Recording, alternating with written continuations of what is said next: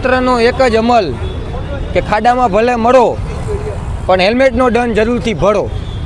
એટલે આજ રોજ રાજકોટના સામાજિક અગ્રણીઓ બધા સાથે મળીને અને અમે રજૂઆત અહીંયા કરી રહ્યા છીએ કે તમે જોવો છો કે હમણાં હેલ્મેટનો આ કાળો કાયદો જે લોકો પરેશાન થઈ ગયા છે, હેરાન પરેશાન થઈ ગયા છે, એ મેમો હોય તો એ મેમો જે રદ થવો જોઈએ. હેલ્મેટનો કાયદો છે તો એ પણ રદ થવો જોઈએ એવી અમે માંગ સાથે. બીજું સાહેબ, અહીંયા રસ્તામાં રોડ રસ્તા એના બરાબર નથી, એને ખાડા પહેલાં તમે બુરો અને પછી લોકોને, અને તમારે જો બહુ હેલ્મેટનો કડક કાયદાની અમલવારી કરાવવી હોય તો પછી તમે પહેલાં તો હેલ્મેટ ફ્રીમાં આપી દો લોકોને. જો તમારે લોકોનું હિત જ સારું વિચારવું હોય તો તમે હેલ્મેટ ફ્રીમાં આપો અને પછી લોકોને એમ કહો કે તમે પહેરો.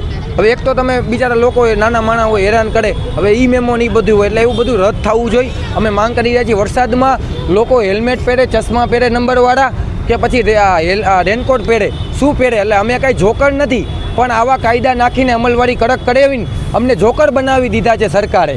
એટલે અમે એ જ વિનંતી કરી રહ્યા છીએ. હમણાં તમે જોવો છો કે તે પહેલાં પણ ધારાસભ્ય સાહેબને આ બધા સાહેબે રજૂઆત ઉપર કરી, પણ એનું પણ કાલ તમે ન્યૂઝમાં જોયું કે કાંઈ થયું નહીં, હજી ચાલુ જ છે એ મેમો ને બધું. એટલે આમાં એમ કહ્યું કે કડક અમલવારી ન થાય, ઉપરથી સાહેબ એમ કહે છે તો હું 500 જણાને તમારે એમાંથી 200 જણાને રોકવાના અને 300 જણાને નહીં રોકવાના. એવું એકને ગોળ ને બીજાને ખોર, આપણા છોકરા કોનાના બીજાના ગાળાના, એવું. એટલે એવું તમે ના કરો.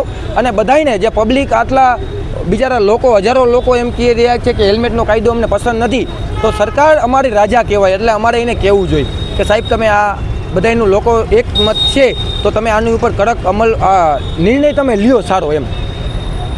અને અમે તે પહેલાં પણ એમ્સ હોસ્પિટલમાં હોય, બીજા દર્દીની આજુબાજુ પણ મારા મિત્રનો એક ફોન આવ્યો હતો સાહેબ કે અહીંયા પણ લોકોને હજી રોકે છે દર્દીઓને આ પોલીસ આ તે બધું. તો એને પણ અમે વિનંતી કરી રહ્યા છીએ કે હેરાન કરવામાં તમે લોકોને, અને હેલ્મેટનો આ જે કાયદો છે એ રદ થવો જોઈએ.